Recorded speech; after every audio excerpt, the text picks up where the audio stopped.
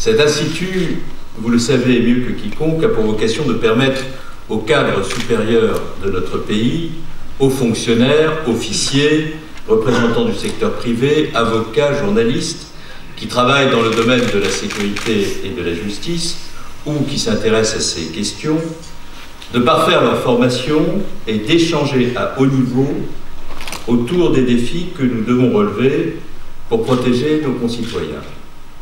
Cet institut a été créé il y a de cela quelques décennies maintenant par l'un de mes prédécesseurs, lorsque j'étais ministre de l'Intérieur, Pierre Joxe. Je veux le saluer, il a été un très grand ministre de l'Intérieur.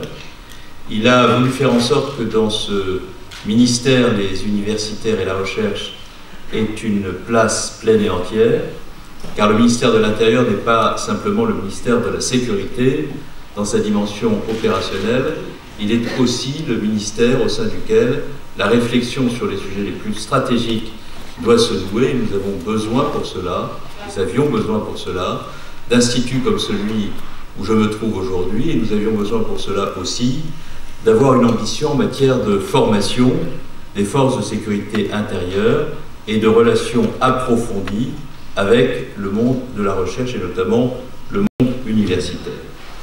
Je sais que votre projet, Madame la Directrice, consiste à renforcer la dimension opérationnelle des travaux de cet institut. Je crois, comme vous, que l'INSJ doit aider à construire des compromis utiles entre les acteurs politiques, syndicaux ou scientifiques qui contribuent à la définition de notre politique de sécurité intérieure. Il peut d'ailleurs aussi assurer le passage du temps long, celui de la recherche fondamentale, au temps court, celui de l'exigence politique et opérationnelle, pour garantir la solidité, l'efficacité de l'action publique, alors que notre pays doit faire face à une menace redoutable qui n'a jamais été aussi élevée qu'au cours de ces derniers mois. Je veux parler de la menace terroriste djihadiste, dans un contexte de surcroît d'incertitude géopolitique accrue.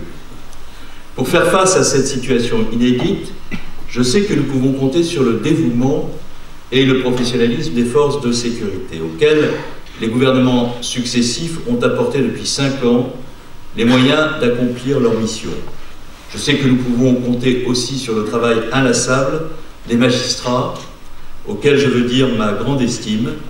Ils sont les gardiens de nos libertés individuelles et ils doivent pouvoir continuer à exercer leurs lourdes responsabilités avec la sérénité et l'indépendance nécessaires. Et j'ai eu l'occasion de dire, il y a de cela quelques jours, à l'École nationale supérieure de la magistrature de Bordeaux, devant des élèves qui s'apprêtent à exercer leur profession de magistrat, à quel point j'étais attaché à cette école que certains dans leur programme présidentiel se proposent de supprimer, et à quel point j'étais attaché à l'indépendance de la magistrature. À la veille d'échéances importantes pour notre vie démocratique, il est, je crois, légitime que chacun s'interroge sur les progrès que notre pays peut encore accomplir pour adapter ses moyens de défense face à une menace évolutive. Pourtant, à lire certains programmes, à écouter certains candidats et candidates, je l'ai fait hier soir, je ne peux que me demander s'ils ont bien pris connaissance des réformes qui ont été accomplies depuis 5 ans et qu'ils proposent d'ailleurs parfois d'adopter pour l'avenir alors qu'elles sont déjà à l'œuvre. Mais aussi, je me demande s'ils ont une vision éclairée des réalités et des dangers réels auxquels notre pays doit faire face. Et c'est sur ces réalités, sur ces enjeux, sur ces réformes que nous avons engagées, que je voudrais essayer de vous tenir un discours simple et que j'espère, que je sais de vérité et que j'espère que vous le recevrez comme tel. Jamais au cours de notre histoire récente, vous le savez, notre pays a dû faire face à des menaces aussi sérieuses et aussi complexes que celles auxquelles nous sommes confrontés. Jamais. L'éruption brutale et persistante du terrorisme djihadiste en France a marqué pour notre pays incontestablement une rupture. Nous sommes engagés dans une nouvelle forme de conflictualité face au totalitarisme islamiste dont le modus operandi relève d'une barbarie absolument inédite sur notre sol.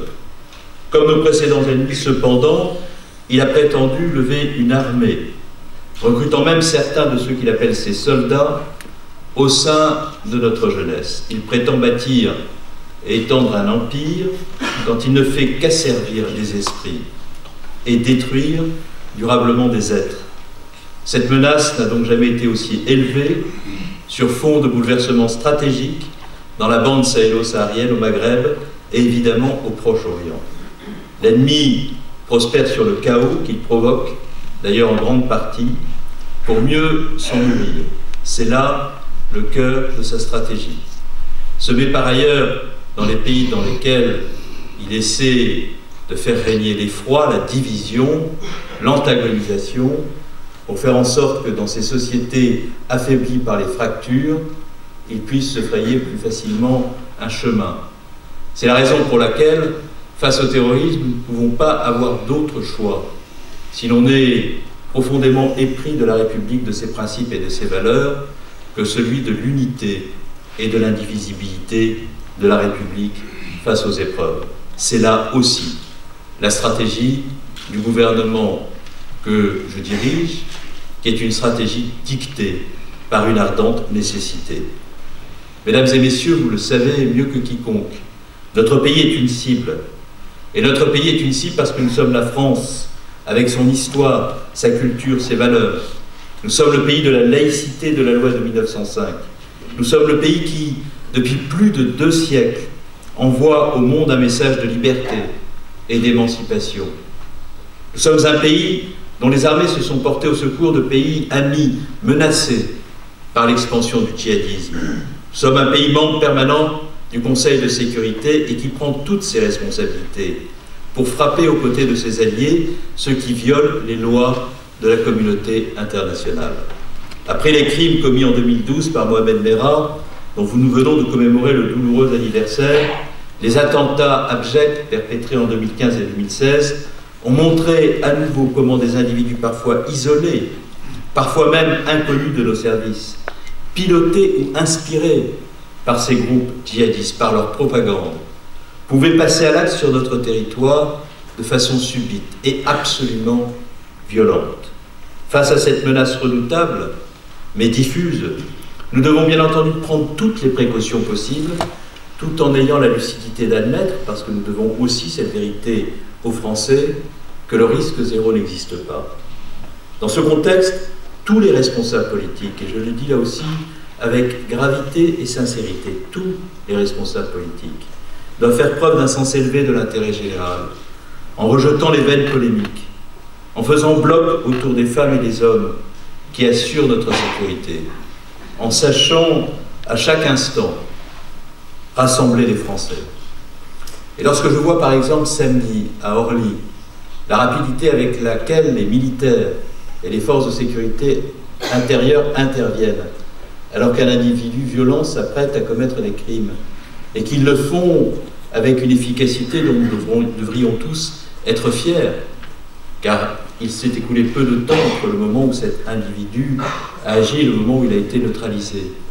De voir que quelques heures après cet événement, il est une candidate à l'élection présidentielle pour tenir des propos qui abaissent, qui abîment la République et qui blessent celles et ceux qui sont en première ligne dans la lutte contre le terrorisme et qui s'exposent en donnant le meilleur d'eux-mêmes sous l'autorité de préfets, de directeurs, de ministres qui sont eux-mêmes totalement mobilisés et engagés.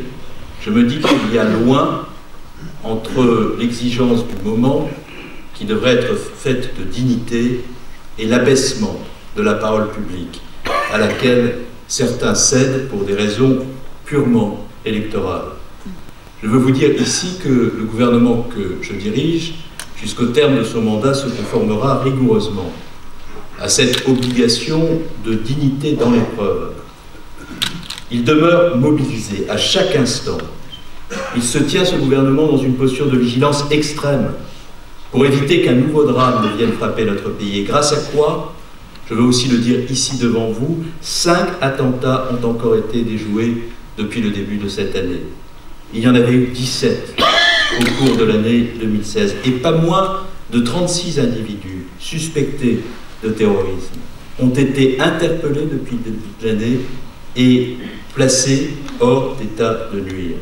Je veux donc assurer ici, avec force et détermination, chacune et chacun d'entre vous, de la volonté qui est la nôtre de mener ce combat quotidien contre la menace terroriste. Et je veux aussi réaffirmer ce que j'ai eu l'occasion de dire à l'occasion de mon discours de politique générale: cet objectif est ma principale, pour ne pas dire mon exclusive priorité.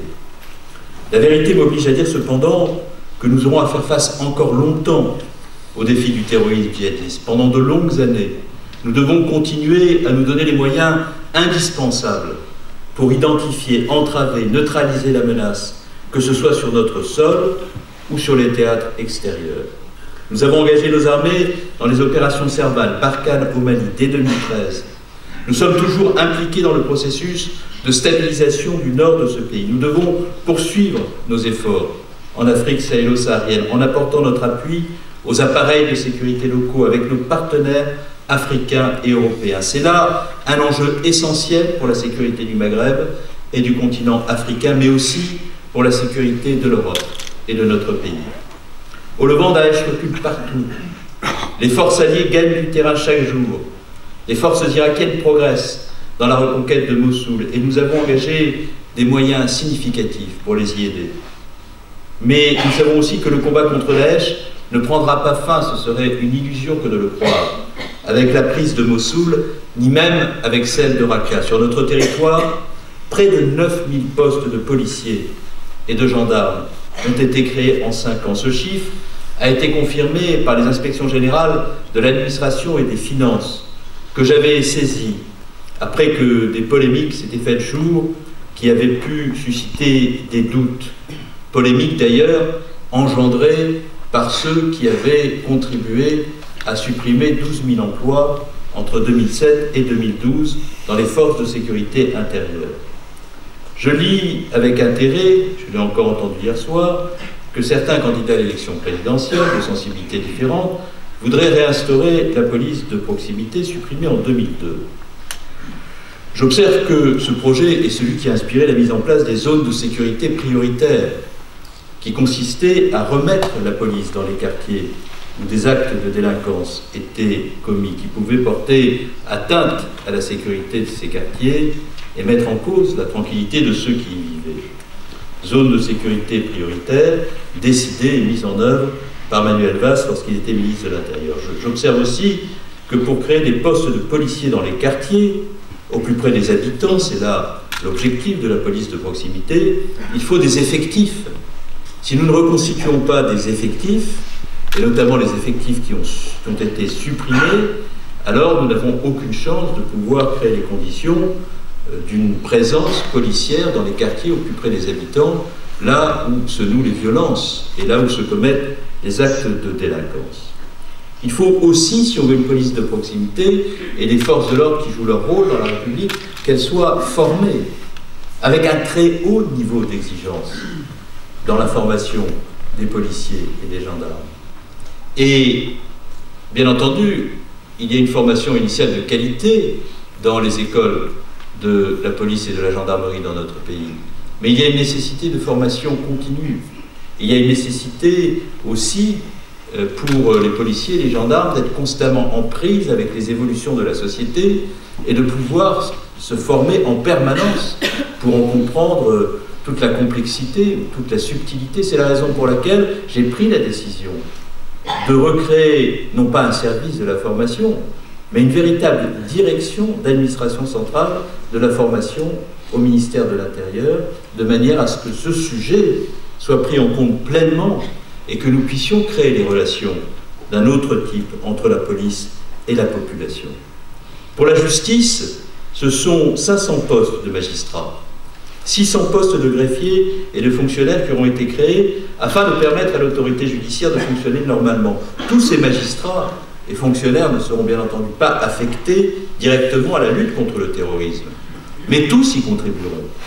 Car chacun comprend bien qu'une société apaisée et sûre est une société qui sécrète moins de rejet, moins de frustration et qui lui laisse moins de prise aux recruteurs de la terreur.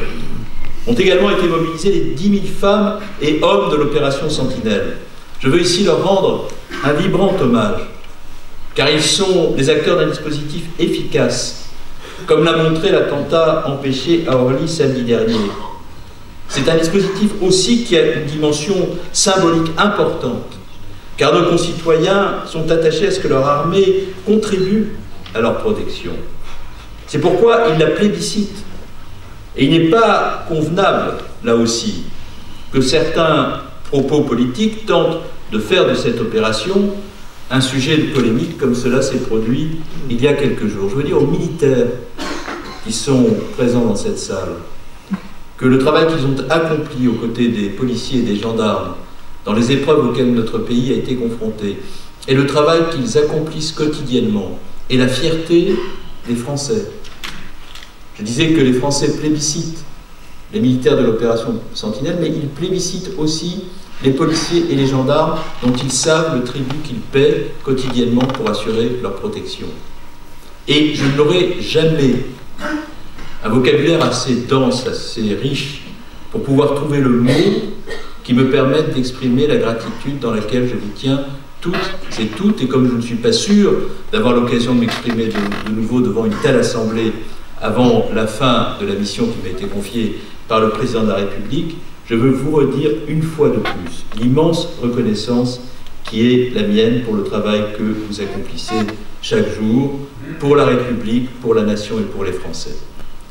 Au-delà des moyens mobilisés, du travail des femmes et des hommes qui donnent le meilleur d'eux-mêmes, l'adoption depuis 5 ans d'un ensemble de textes législatifs cohérents a apporté aux forces de sécurité intérieure, aux services de renseignement, à l'administration pénitentiaire, aux forces armées, des instruments juridiques requis pour combattre avec efficacité la menace terroriste et la délinquance. Ainsi, la dernière loi relative à la sécurité publique, adoptée par le Parlement dans un climat consensuel, a permis d'apporter une meilleure protection à tous ceux qui luttent au quotidien contre le terrorisme.